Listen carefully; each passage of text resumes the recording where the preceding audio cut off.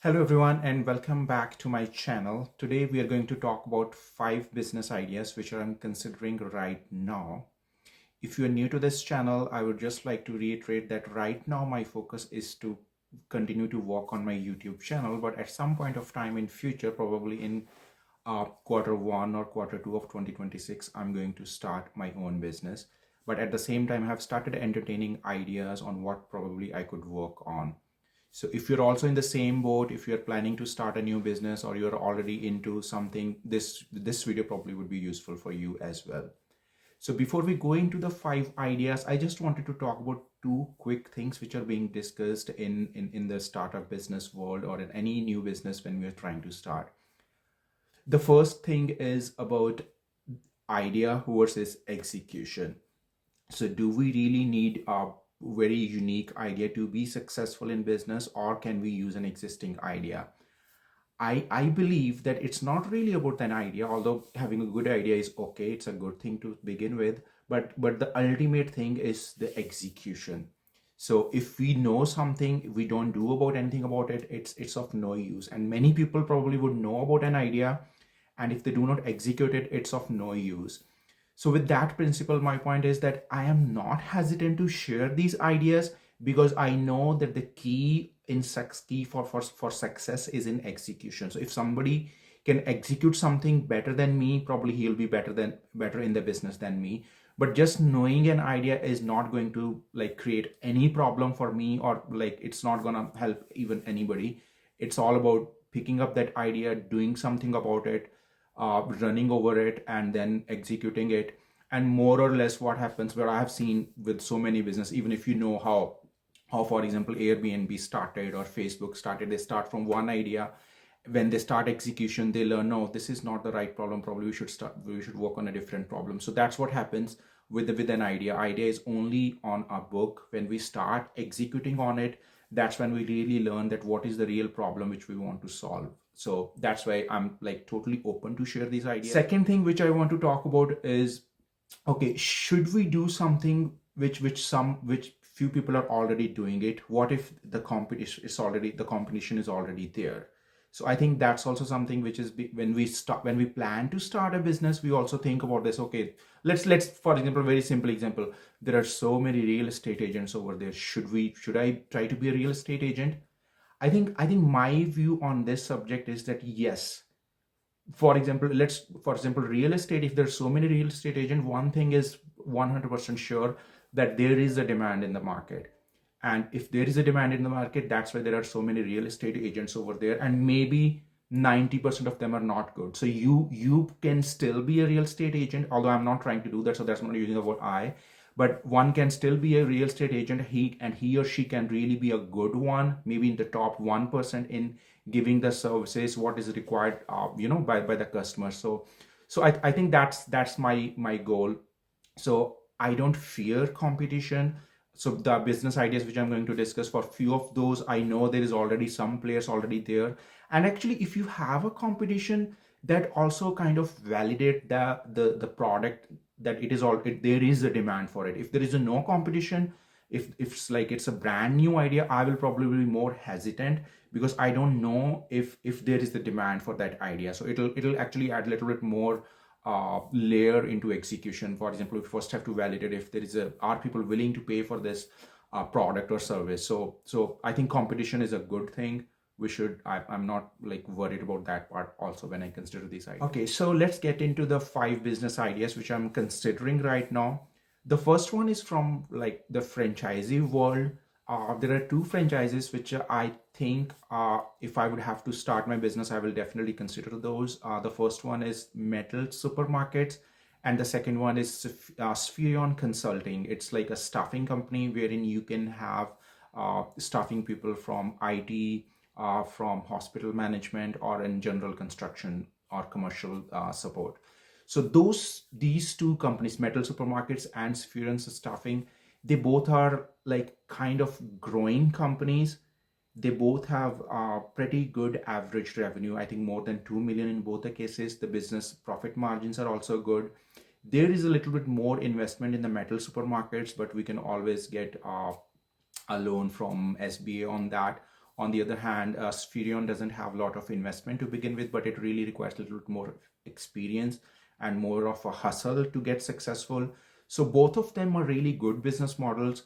I have actually reviewed maybe dozens of franchises in last few months, and I think those two really stand out for me. And if I'll have to start a franchisee company, I'm going to definitely consider those two in the future. So that is my first option there for my businesses. The second thing which I'm considering for my business is something about the used car market. So right now we know that there is a big gap in the market. For example, when we go and try to sell our used car, we go and exchange it with the dealers, we don't get a lot of value out of it. On the other hand, when we go and buy a car, let's say used car, the value is always higher.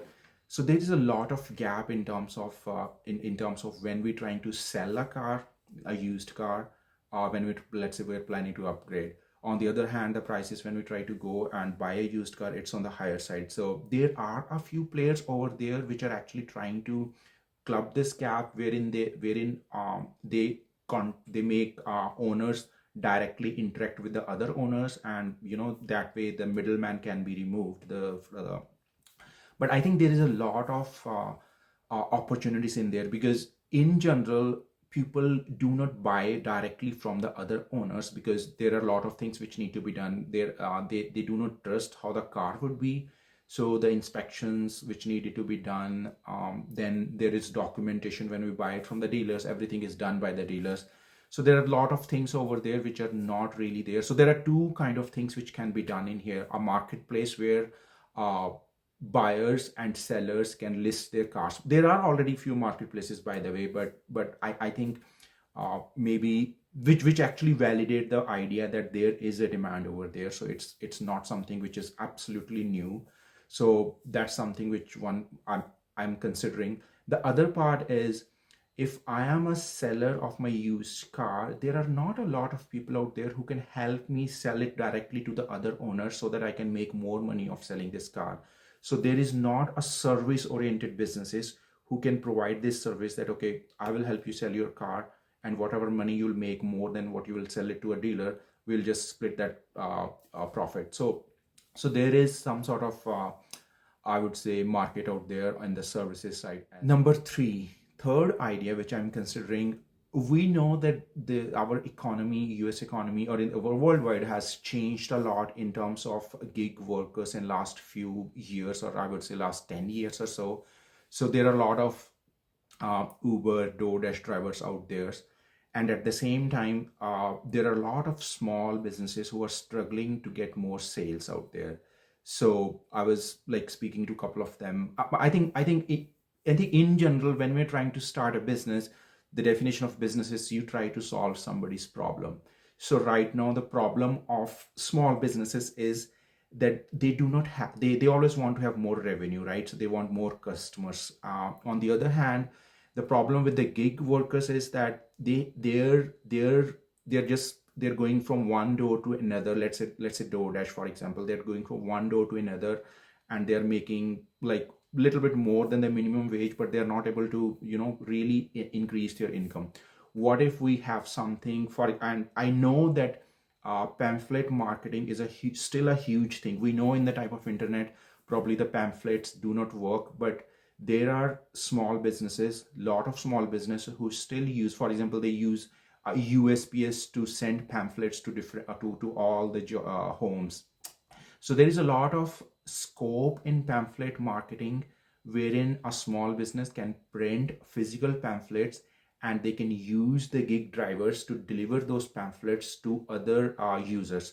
So the big thing in here is that let's say, for example, DoorDash, the customer who is going to receive that pamphlet is already buying food online. So if I have a food business, I reach out to that customer, hey, why don't you buy it from me? And if that customer is like willing on DoorDash, he'll probably be happy to try the new food as well. So I think there is something, and once again, I'm not 100% sure what can be done over here, but my consideration right now is that I think there could be a marketing company who can bridge this gap, help the small businesses get more customers, and at the same time help the gig drivers make more money out of it. Let's jump on to the idea number 4, which is about Amazon or retail returns business.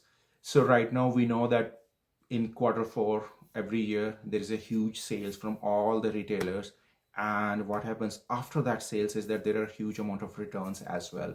So Amazon, or in general the retail returns, has become a big problem, I would say, for the retailers. And at the same time there is a new market developing over there, like how to handle those return pallets. So those pallets are then supplied back into the market at a very reduced price. So there is an opportunity over there, like we can buy those return items in big pallets and then we can sell it to the retail customers. So there are already some players out there who are doing it, but I think there is a lot of scope in that as well. Over a period of time, I think that market is going to grow.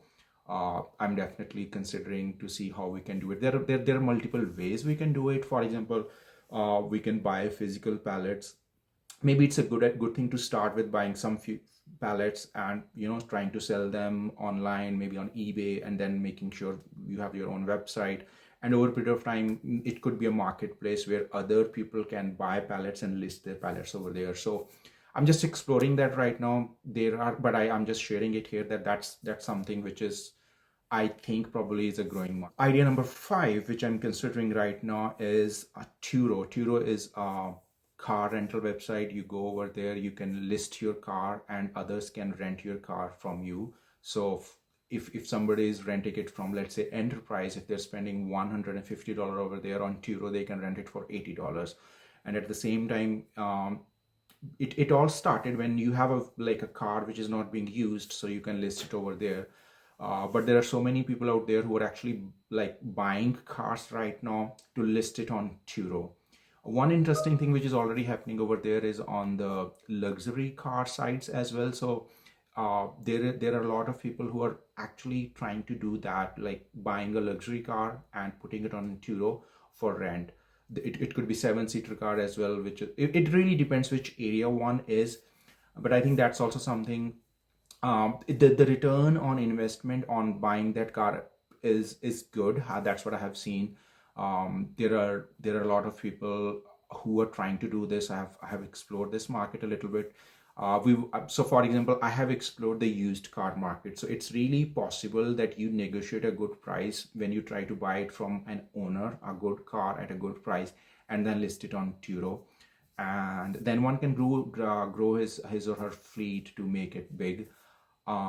It definitely requires a little bit more money than any other businesses here, because we have to buy at least one car to begin with, and then we expand it over a period of time. But if we can get some investor into this mix, and we try to execute this idea, this is still, I think the ROI is good on this one as well. So I'm considering that as well. So overall, these were the 5 ideas which are there in my list right now. I would say in my backlog right now. I'm not actively pursuing any of these right now, but in coming months, I'm going to start a business, and right now I will pick one of these, or maybe I'll add more into this list right now. I'm into kind of exploration phase right now. So I'm totally fine to share it here. More importantly, if you have any feedback, you have worked on any of these ideas, you have any suggestion, please feel free to give a comment. All right, thank you so much for joining me on this video. And if you enjoyed this content, I would highly encourage you to go ahead and like this video and also subscribe to the channel. I will continue to share similar content in the coming time. Thank you. Bye.